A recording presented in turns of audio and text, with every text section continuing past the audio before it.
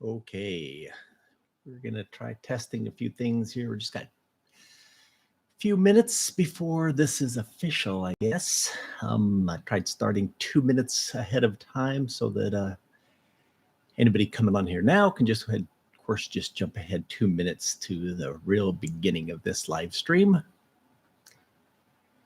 And as you may have seen in the community tab when I sent out a indication that this is going to happen, this is my first time, so hopefully things are going well. Okay, I guess we've got somebody in here. Hugo has logged in, so at least that is being seen around the world.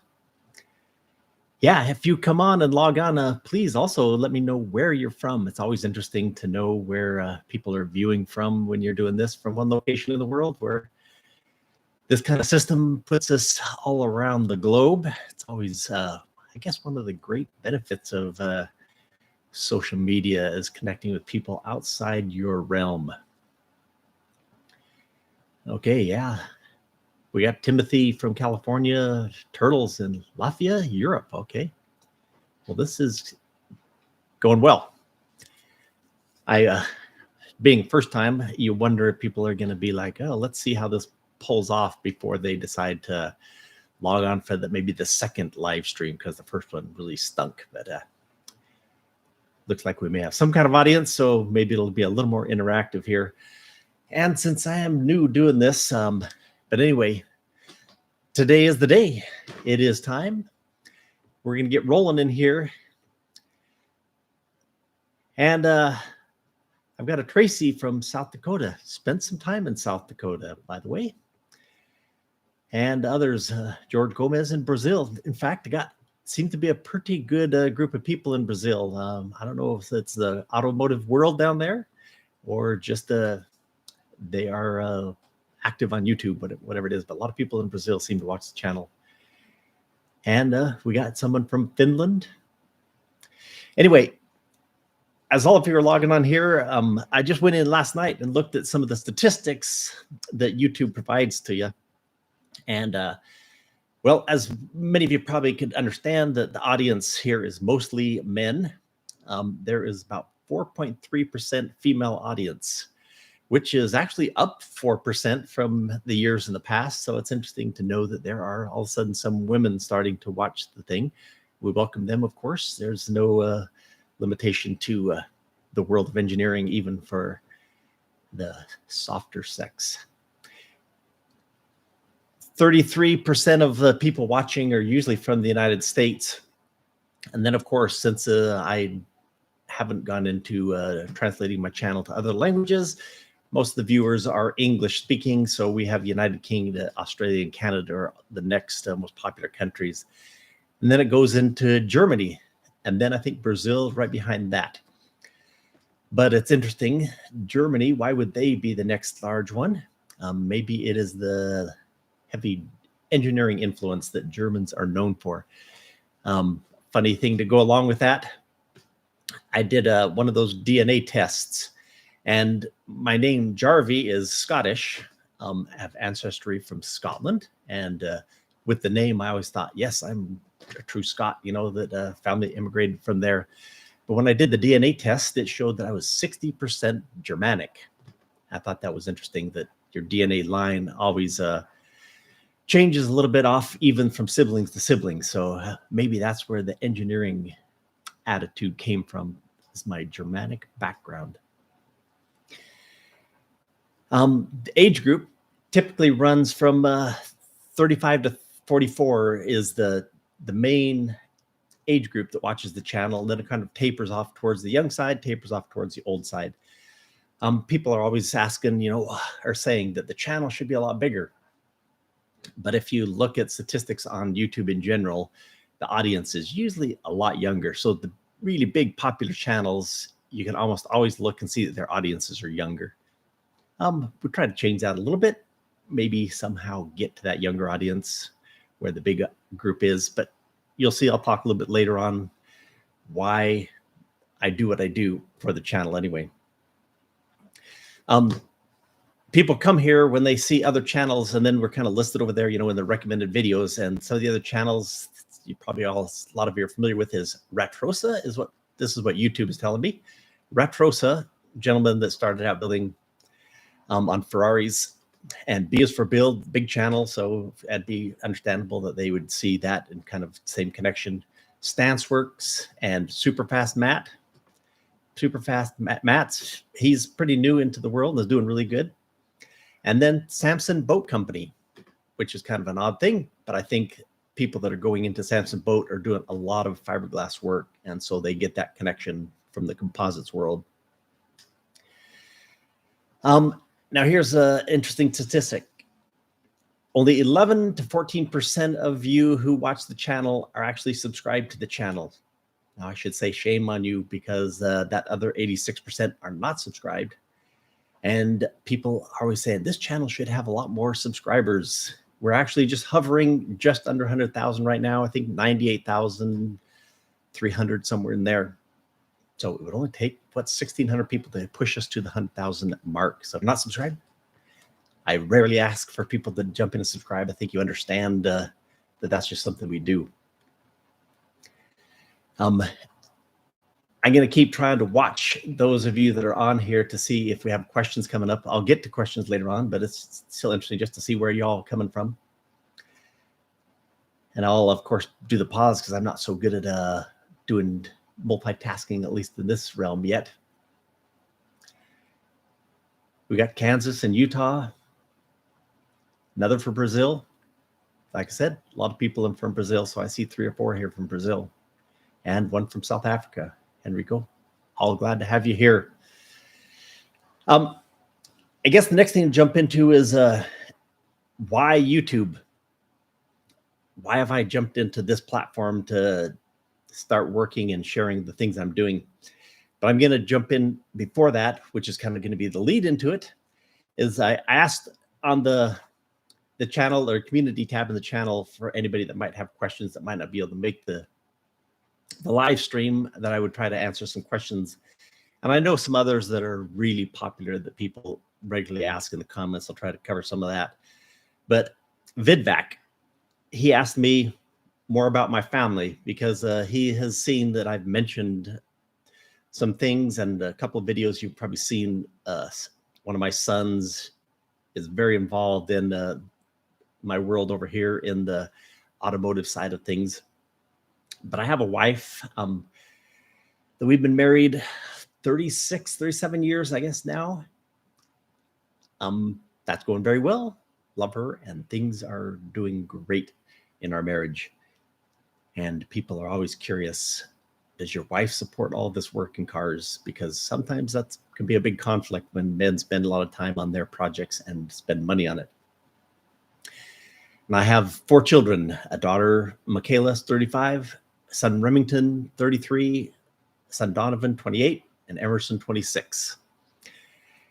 And that leaves me with 8 grandchildren, which a good part of my life is devoted to that, because my wife makes sure that happens too, because she really, really enjoys doing things with the grandkids, bringing them here. And so I get brought into that as well. Not that I don't mind that. That's great to have them around. In fact, it's great to have my children all here in the same area. You know, a lot of times your family will, kids will get married and then move off to somewhere following work, whatever. But they've all happened to stay right here, which is really nice when you have holidays and stuff come around, that everybody can get together. So Vidvac, I was always also interested in, you know, what do they think of this whole YouTube thing, and how that they've been kind of drawn into the automotive side of things because of it. And all in their own little sort of way are kind of into the automotive world. Michaela, of course, her greatest dream is to one day have a Corvette Stingray from probably the 80s vintage. She's always been talking about that. So maybe one day we can find one that would be worth pulling in for a project. We'll see. Remington has a fascination with Tesla. And so he kind of stretched as greatly as he could and ended up buying him, I believe it's a Model S. And it's been kind of fun to see that go on. Donovan is kind of pulled into my world in a little different way. He's kind of the technology-oriented child in the bunch. And in fact, a really good friend of mine but he's a manager in the company that does the water jet cutting for me. And so we ended up working to get Donovan, that son, a job there with his he's also kind of got the engineering brain. And so Donovan works there as a designer and planning for this company who does mostly what they call airport tarmac equipment or ground support equipment, you know, the ramps and conveyor belts and things that they use to load aircraft. That's their main project or products. But they, of course, have the machinery to do water jet cutting. And so they do a lot of water jet for me. And it's very convenient for me to just actually email my own son, send him the files. He gets everything ready and the water jetting gets done. Sometimes he'll just bring it home from work and deliver it to me. Makes it also a little more convenient. And of course, the youngest son, Emerson, he has always been into cars. When he was young, teenager, really got into drifting, bought and sold a lot of, say, junky cars, but cars that were just made to tear up on the drift track. And with the buying and selling of those cars, he and a friend ended up going into business as a used car dealership. And so he moved a lot of cars for a while until found out it just wasn't worth the problems associated with that world. And now has been moving much more into the construction industry and is here a lot. In fact, here today doing some remodeling work for me that I'm lucky getting to do this live stream and skip out on the stinky, messy, dusty work of tearing some things out to do some remodeling. So I see a viewer, Sam Beloved, says 36 years of marriage, you need to do a channel on that, which brings us to somewhat, I'm going to talk about the direction this channel is going to go. You know, I've tried lots of different things that are recommended by the YouTube gurus out there that say you should do this and do that in your channel. And I believe that one of them that's probably becoming more true in that there's such fierce competition in the world of social media that people want to get to know the person involved in the channel rather than just the things that they see in front of them. And so I've tried a little bit of this stuff in the past, had a little bit of pushback, but I think that pushback was from people that don't particularly want on the channel anyway, I should say. And that is that I'm going to show a little bit more of my private life and the things I'm doing beyond the projects. To let you look, since some of you are so far around the world, let me give you an idea of what it's like here where I live. I live in Southern Oregon, which is in the northwest part of the United States. We live in an area that's lots of mountains with pine trees on them, a lot of extinct volcanoes. In fact, right across the field, I have a great view of a mountain called Mount McLaughlin, an extinct volcano. It's kind of prominent on our landscape. If you know Oregon, we're actually about 40 miles from the border of California. So it's kind of the same territory as Northern California, Southern Oregon, kind of the same area. Now we get a lot of rainfall compared to some places in the world, but most people think of Oregon as being that rainy place. But we're in the South, a little less rain than you typically think of for Oregon. And we're in a little lower elevation, about 1,600 feet above sea level. So we don't get that, which is not rare for us at this time of year, but that snow will be gone by the end of the day, usually melts off. We don't get accumulation of snow too often. So it keeps it pretty moderate. We can have a pretty hot summers. And we live right in the middle. If you've probably seen some videos, especially when I'm out working on Leviathan, you can see the field behind me. I have some acreage and some farmland. And you can see the mountains behind us. That farmland is going to be a big part of what you see in the future when I say other projects, because I live in a house that started out as a little crappy 1,400 square foot abandoned home that the owner had died and kind of left it to his children, and they I don't know if they didn't want it or they couldn't do anything with it. So it kind of sat abandoned. And so when we moved in, it was pretty junky. And this is kind of the mode of operations in my life, that I find an old place and fix it up. That's how I've been able to kind of progress in the world, since I've didn't come from a family with means to just go out and buy a new home or something. But I buy something old and ratty and to fix it up. And so we bought this little 1,400 square foot, 2-story, little skinny little house, and had to do a completely remodel to that part of the house. But so been here, had this property for 14 years. And in that time, I've added on to it 4 times. So the first time we just added a couple of more bedrooms and a garage on one side. And then we added the shop, which made it a lot bigger, of course. Putting on a shop makes a lot of square footage fast. And then just recently we finished a little apartment that my wife's parents are living in as they're getting older. So that's the house now, and it takes a lot of maintenance to take care of all that, because a lot of stuff going on in all that new added square footage and trying to connect the new to the old.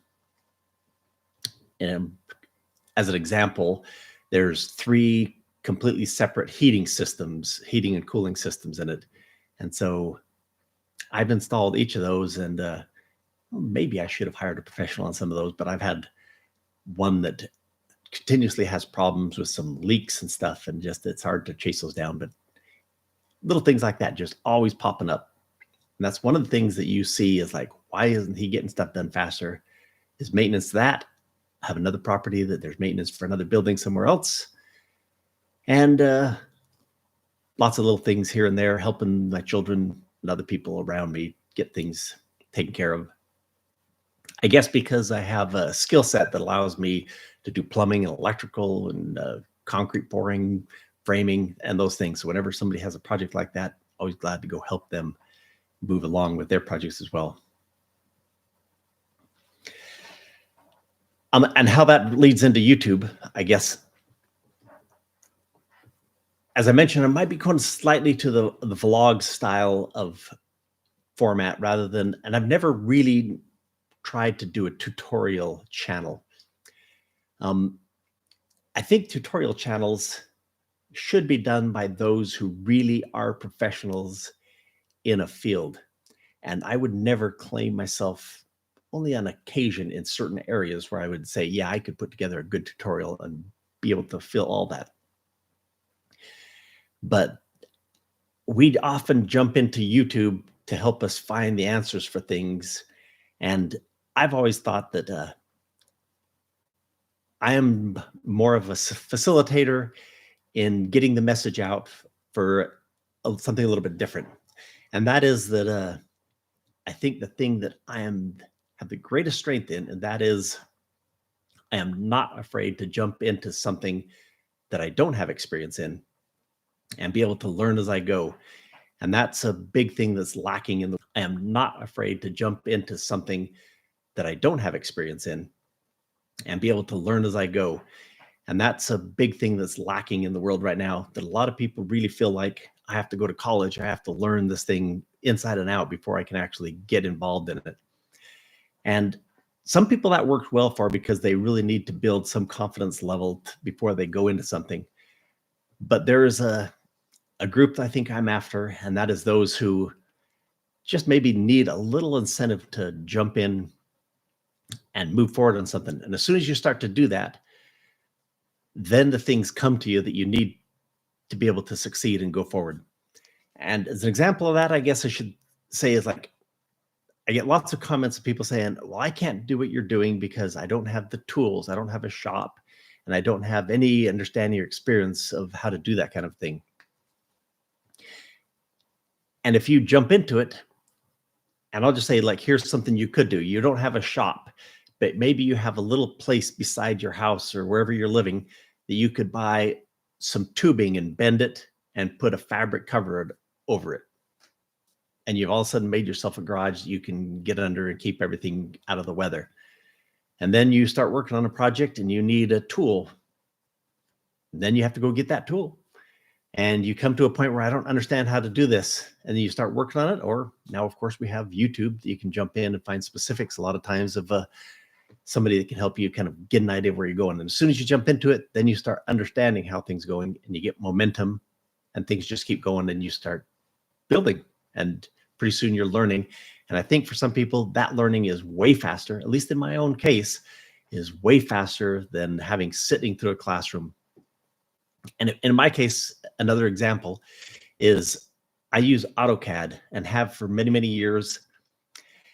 And 3 times in my past, I thought, I'm going to go and find a local little community college or something and see if they have a course on AutoCAD, see if I can learn something more. And every time I've gone in and sat down and they start, and I'm like, I know more than they do. I mean, they're not telling me anything new. And I sit through like 3 weeks of the classes, and it's like, it is going to be months before they catch up to where I've already gotten, just by trying to draw my own things, go in and draw whatever I wanted to work on and build, and just going and learning, how do I draw this? How do I do that? How do I change this, edit that? And pretty soon I get ahead of where I could be. And I suppose I could go find some advanced course, but most of the time they have to say, have you been through the basic course? And I'm like, no. But anyway, that's just a little example of things, how that goes. So that's basically why the channel exists.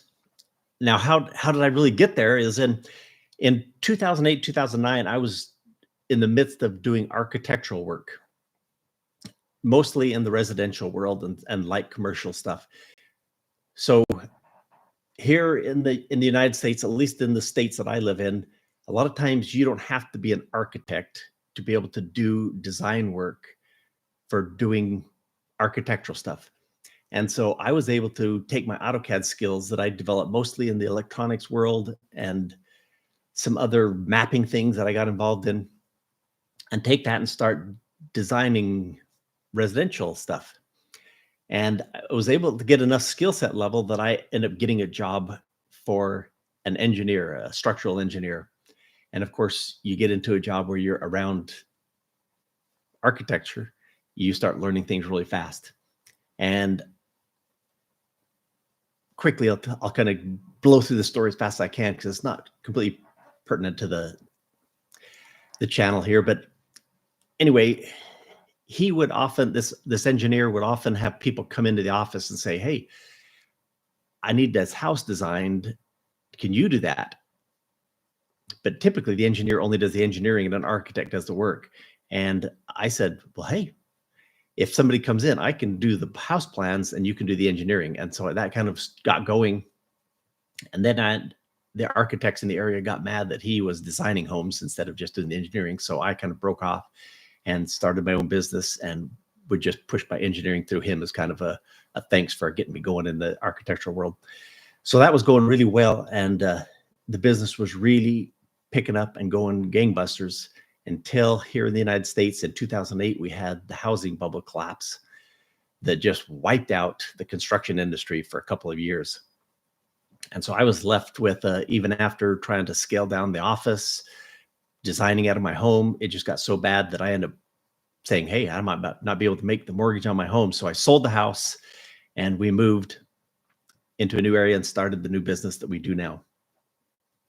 And that new business has allowed me time to get into other things, because we have some employees that take a lot of the workload off me.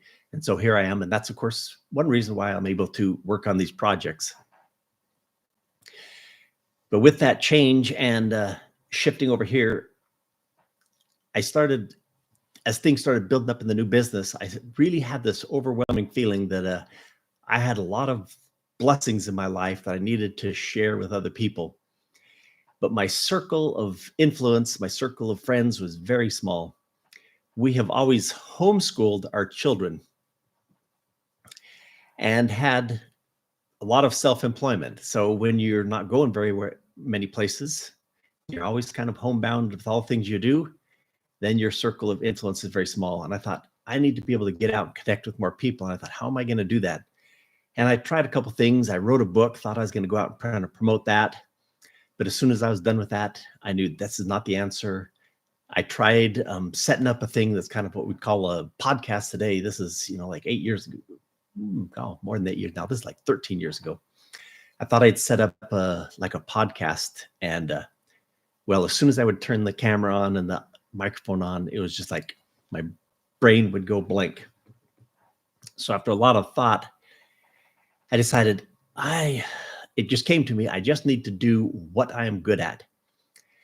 And that is, of course, doing what I'm doing now, just taking on a project, researching, planning, engineering, and executing it. And so that brought me into saying, okay, well, now as YouTube started blooming and growing, I was like, okay, that is the source to do this whole thing, is here on YouTube. So here I am. The reason I decided to come into YouTube, of course, was to make connections, and it has been great for that. There's some of you, I won't try to go through names and try picking out people, but in the comments, a lot of times I've grown to know a couple of people on a little more intimate basis, just because the contact there. Some even joined up with offline in other areas.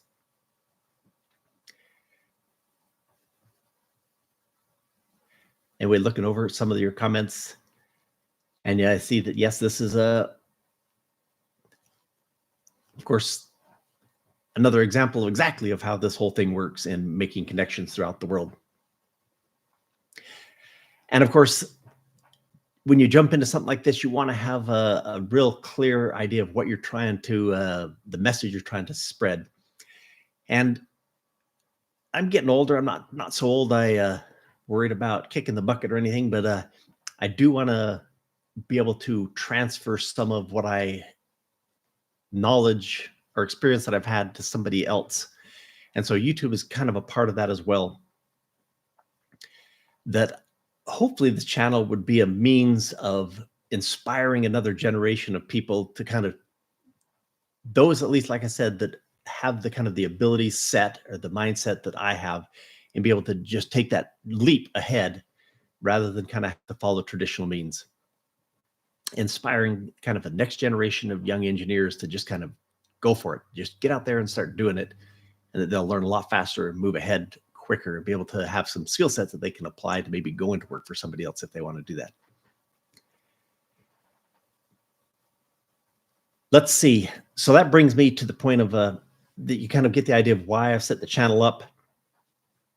And that makes it a little bit difficult when people are thinking, okay, your channel should be a lot larger and you should be bigger. You got people like what I was saying before, the channel B is for Build at 1.6 million subscribers for a similar type of channel. That makes it so you could, when you get that big, that you could make a lot of money on YouTube.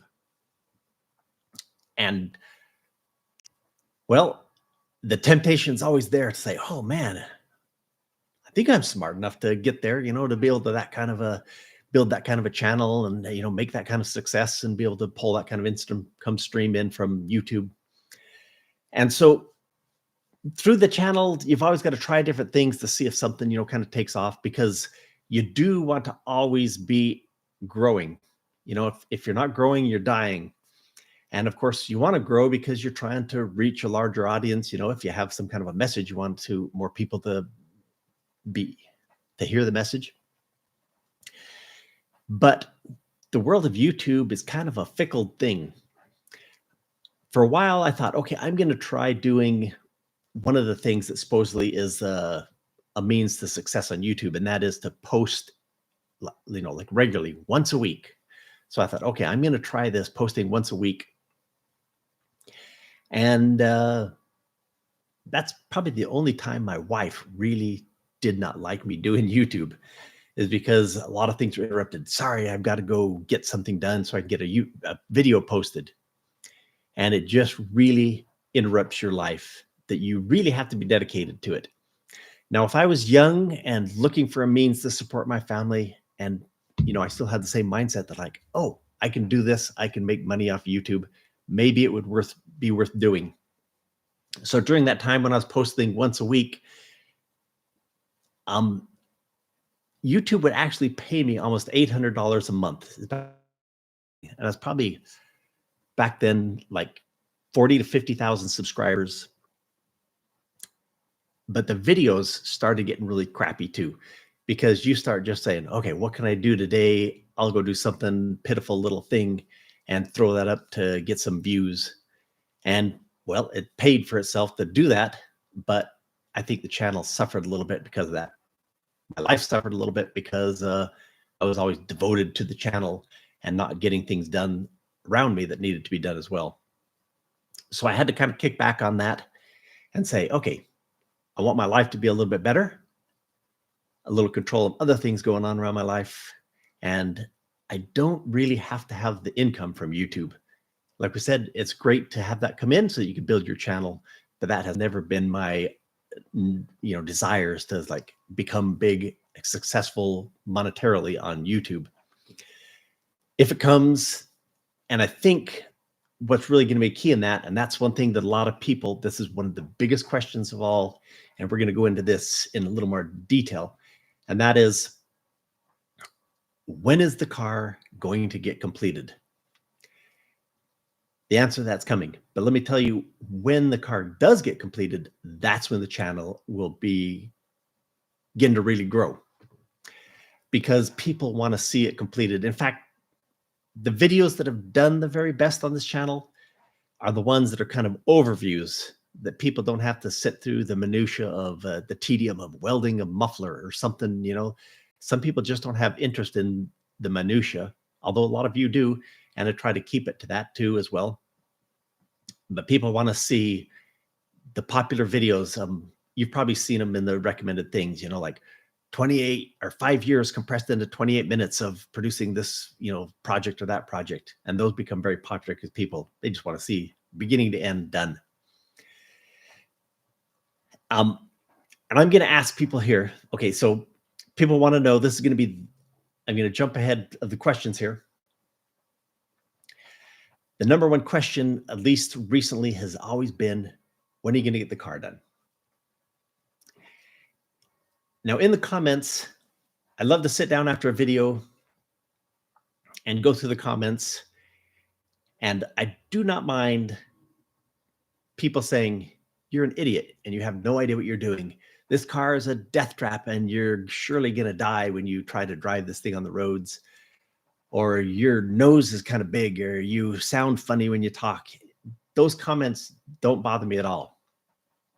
But it's funny, one of the comments that really bothers me is, you should have never started another project. You should have finished this car first. Why aren't you finishing the car? I want to see the end of the car. I want to see that thing running. Now, I, as with many of you, love the world of the exotic car, the supercar as they're called now. In fact, the reason I'm doing this project is my love for that world as much as I do. But let me tell you, a person needs a supercar just like they need a hole in their head. It is a vanity item, and I cannot afford to just devote so much of my time into a vanity item when it may actually detract from building the channel in the long run. Let me explain that. A lot of you also familiar with the car where they're building a car called Project Binky. And that project's been going on for 7 or 8 years. And they're just finishing up now. And they've had a lot of success there. But what it does is it narrows down the people who are really devoted to seeing the work done rather than the finished car. And if I really wanted to be popular, as I was saying, I would go after a younger crowd. And that younger crowd is really into the channels where I call them the supercar watchers. There's, people out there that, I think the first one that pops in my mind is the Stradman. People who started out just going around town, taking videos of cars they saw. And of course, their popularity has soared, that they've gotten, income to where they can go out and buy these expensive cars now. And they just run around, take videos of racing the cars, how fast it can go against another car. And that draws a very young crowd that shares videos, that watches them repeatedly. And like I said, the audience is massively bigger the younger you go. So I don't have that audience, and I am trying to build videos where you see the progress along the lines, maybe pick up some ideas. Of course, probably one of the main things that this channel does is provide you with the means to think of ways to solve problems. And if you're going to jump into this world, you need to be able to learn to solve problems rather than be entertained by watching somebody drive fast on public roads and be a danger to society. Anyway, so the Arete project, and I'll give you, people want to know what the goal is. When do they expect it? And that is likely I'm going to try to have it painted by July. That means I'm going to have to bypass some of the mechanical stuff, but to do that, some of the mechanical stuff has to get done. But I think that's what people want to see. They want to see a giant leap in the progress of the Arete project so they can see a little bit more of what it's going to be like. But I've also pushed off Arete a little bit to the backgrounds because the Leviathan project is not as big a hole in the head project. There is more viability in its marketability. And when I started it, in the midst of COVID, when people were moving in droves to the van life or living on the road or being able to work remotely, I've always had an interest in these kind of vehicles. But typically, the overlanding vehicles weigh like 30 to 40,000 pounds. They're very, very heavy, made out of Unimogs or manned or cat trucks that almost always cost you a couple $100,000 to $500,000 or above. Very expensive vehicles. Well, Leviathan is going to be very lightweight compared to that and be very inexpensive for somebody that wants to actually build one. So it's going to open a market in the world of overlanding to step up from those who just want to live out of their Jeep Cherokee or their Toyota Tacoma, whatever it is, and be able to move into a kind of the high end of overlanding with a low end vehicle. And so hopefully the plan is with Leviathan to be able to get it done, maybe bring somebody else on to actually help build the second version and then sell off the entire project to somebody that wants to go into the manufacturing of these things. So there is some incentive to actually produce some income from that project. And in general, so the goal for Leviathan is to actually have it running and have the cabin all boxed in by May. So I do have some kind of goal set up there. And of course, my goals are always subject to change.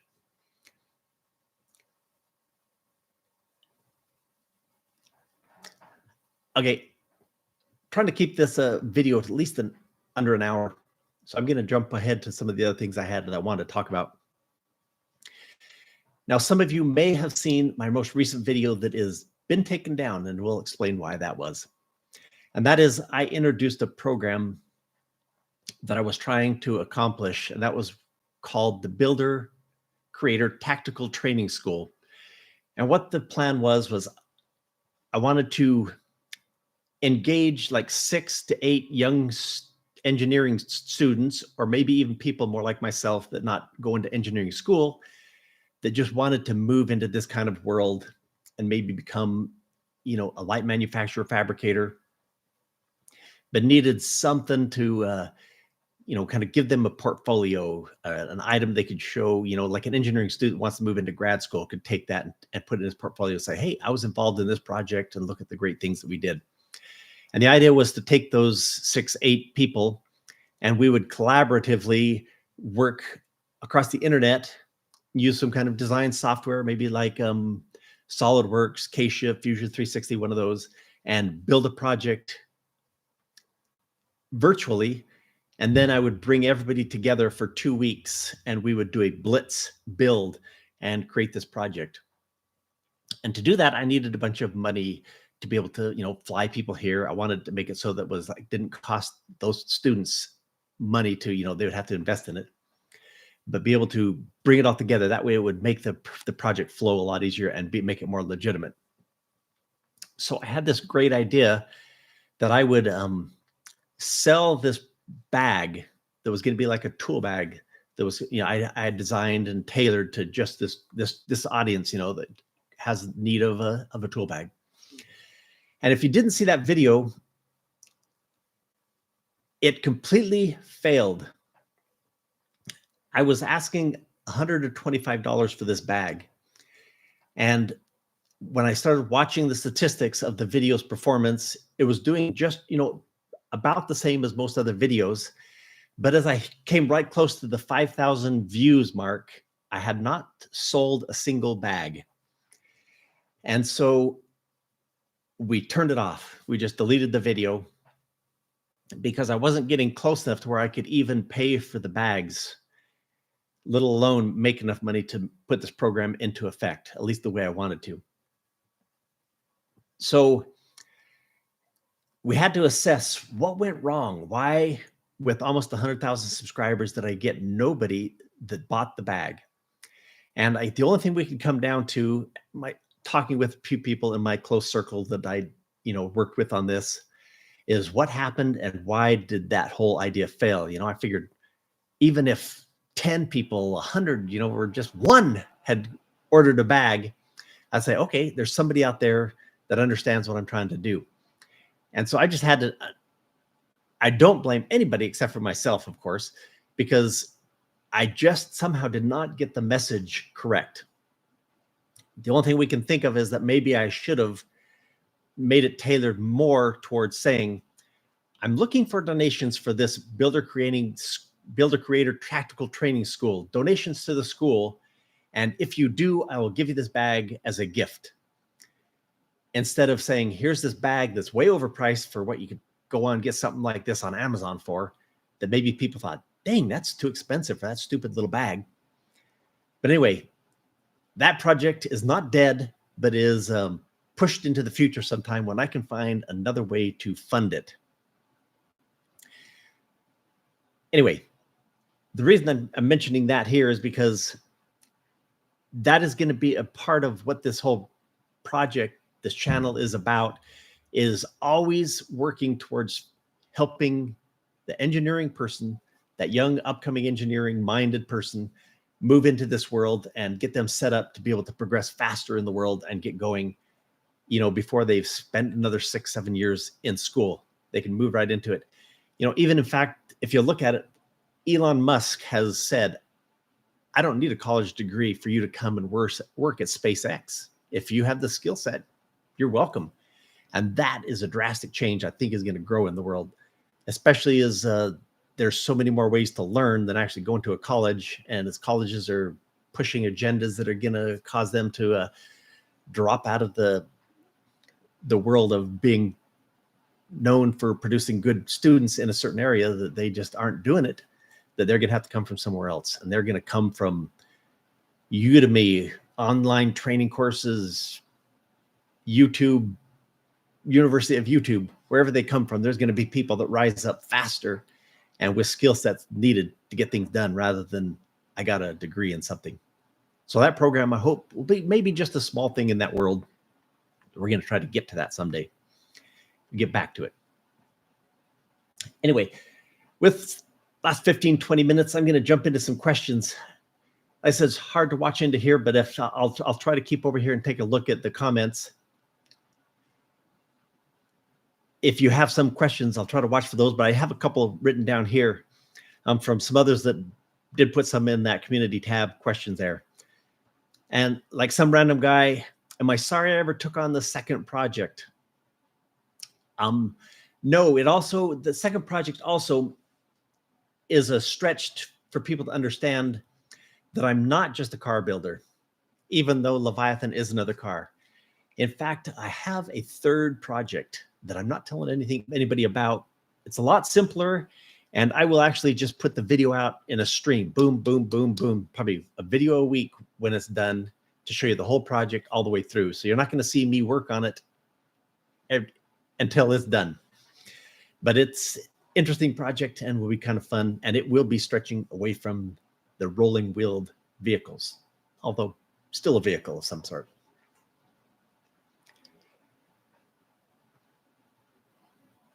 Vidvac, who mentioned some comments from before, he also asked, What are my thoughts on electric cars and hybrids? I own a hybrid. I have a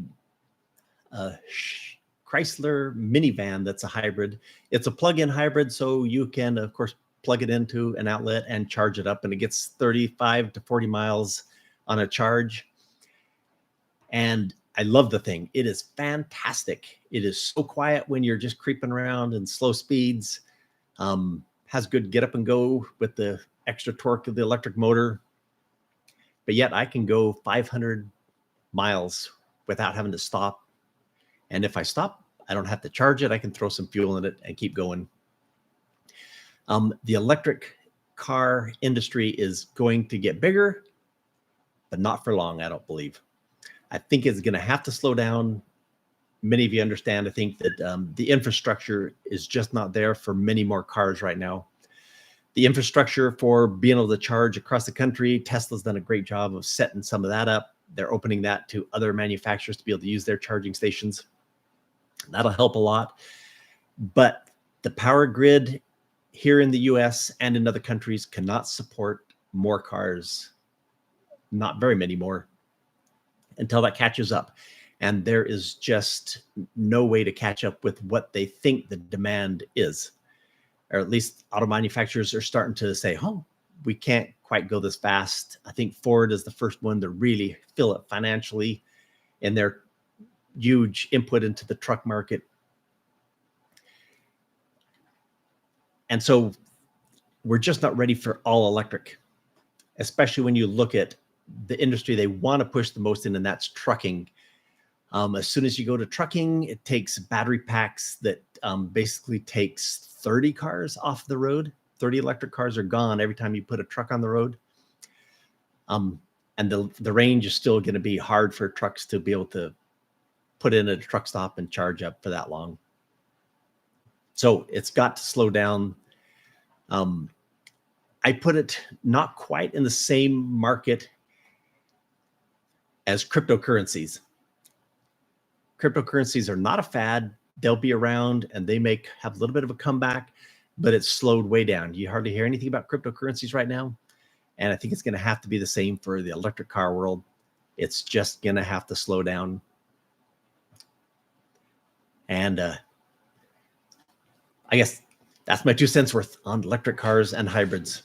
Hybrids, I think, though, really good idea, because not nearly as much reliance on the grid, but yet they give you all the benefits of fuel economy, the takeoff from a stop handled by the electric motor, where big fuel loss is gone, things like that. Idling, no idle, all that.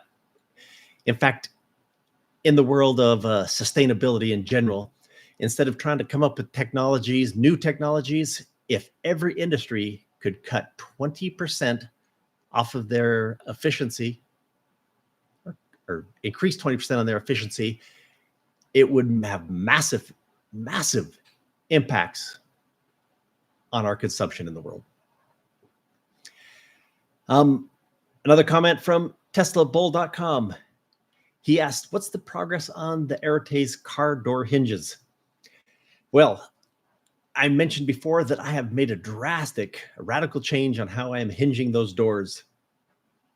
And I'm going to connect this to a little bit to another channel that I've mentioned before, and that is Basement Supercar Build. He is the new one to YouTube and struggling to grow. So if you have need your fix on automotive things, you can jump over to his channel. That's Basement Supercar Build. He's building a car, and he has been working on doing a hinge problem as well. And I've reached out to him and chatted with him on a few occasions. And when he understood that I had a foundry here where I can cast metal, I told him, hey, maybe I can produce some of your hinge parts, because he is kind of switching up how he's doing that. And so I volunteered to do some things on the hinges.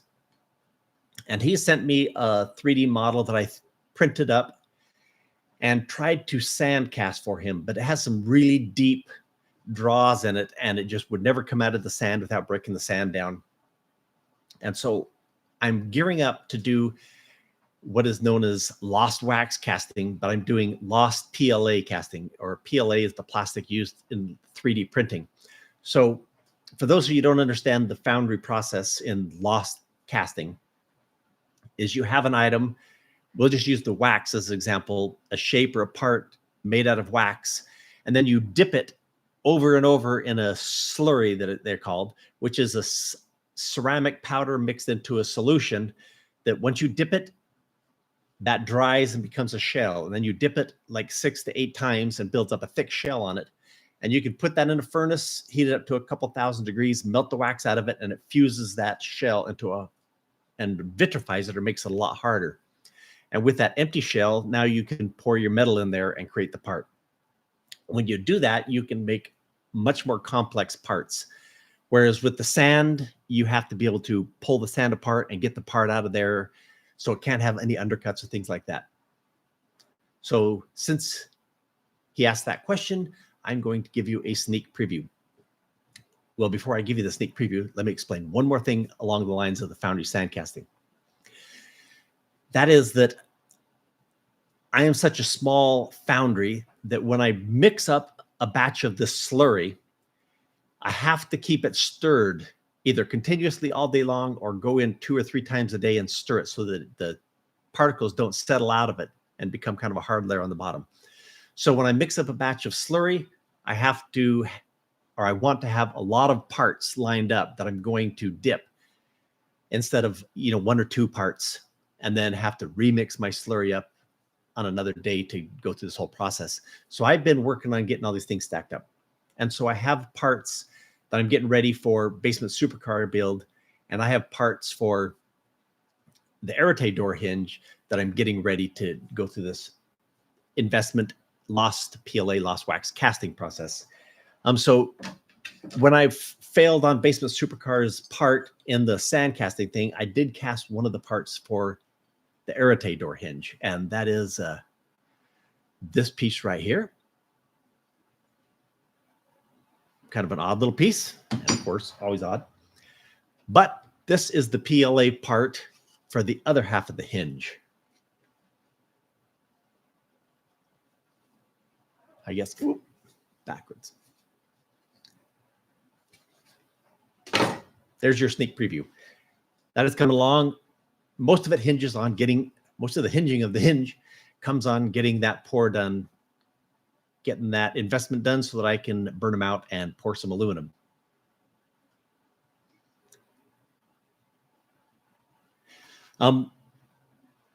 Vets fan asked a question. Of course, Arete timeline, we answered that. They also asked, and a lot of people are curious about this, especially when you get outside the United States, is am I going to be able to license the car and get it insured? Now, if you're in other countries, I know that the European Union is really, really hard to be able to do things in the automotive world, that they won't even let you change your tire size or change your exhaust system. It is just, they just take away your liberty of being able to license a vehicle by modifying it at any degree. And I'm really sorry for those countries. I know some of them, I can't remember if it's Sweden, Denmark, one of those countries, that in the kit car world, a bunch of people in that world actually band together and went and lobbied the government to allow those kind of vehicles to be built, and were able successful to get kind of an exemption in that world where they could actually build their own cars and get them licensed when it had been made illegal. So maybe there is some hope for some of you to do that. Anyway, but here in the United States, there is such a car culture that has been in the making for 100 years, that it's still pretty simple to do that. If you're building a car from the ground up like I am, that it doesn't come with a VIN number from a chassis or something that you're building on, maybe a little bit more difficulty. When I've done it in the past, they usually send you off to like the highway patrol or the state police to get a VIN number assigned to it. And they have just a little metal tag with 2 holes in it, and they rivet it on your car and give you a VIN number. And then you can go to the Department of Motor Vehicles or whatever your jurisdiction has, and they'll take you to licensing. A lot of people say, oh, I've had so much a hard time. But typically what it is you go into the DMV, want to license it, and they say, you can't do that. I have no idea how to do that for you. And it's just because they never see it, so they don't have no idea. So you just have to keep asking, I can do this. You have to figure it out. And supervisor or whatever steps in and they find out that, yes, it can be done. And finds out usually is, hey, this was pretty simple. The thing that really perpetuates this whole thing here in the United States is money. And that is the insurance companies. They don't care at all because there are so few homemade cars that they don't even fall in what they call the axillary tables. They say, what's the liability that somebody's going to wreck one of these homemade cars? And usually it's almost in the zero category because you spent so much time building this car that you baby that thing. The most it ever drives is driven. And so the accidents are so few that they just don't lose any money. And insurance companies, of course, their whole life is not losing any money. And if they're not going to lose any money, they'll insure it. And if they'll insure it, then the government's like, fine, if it's insured, we'll license the thing. Anyway, that's most of the way it goes in the US. Pretty simple here in the US.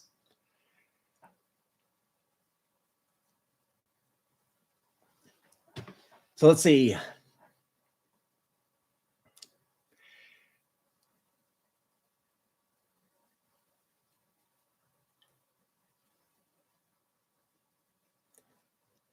Okay, yeah, well, I think we're covering a lot of those things that have been asked here. Of course, usually is really common for the same things to be asked. I guess I've covered this many times, and it's funny that probably the number one question that repeats over and over and over is, why aren't you building this car out of carbon fiber? And I will just, for those of you who have not heard my answer before, give you a quick explanation of that, since we have just a few more minutes that we might cover here. And that is, if you're going to build in carbon fiber, you are after the ultimate weight savings. And to be able to do that, you have to design the molds in a way that you can actually get the least amount of resin that is the proper amount of resin. So it has to have enough resin, but not too much. Otherwise, you're defeating the purpose of going ultimate lightweight. And so to do that, you have to do infusion or vacuum bagging system. And to do that, you have to have molds that are particularly made that can do that. And if you've gone through the process of watching the older videos of me building the molds and stuff, they're pretty lightweight molds. I didn't want to spend a lot of money on those, but my mold price would have tripled or quadrupled because they have to be so strong. They cannot move and flex under the vacuum. They have to have larger flanges. So my mold price would have had to have been quadrupled.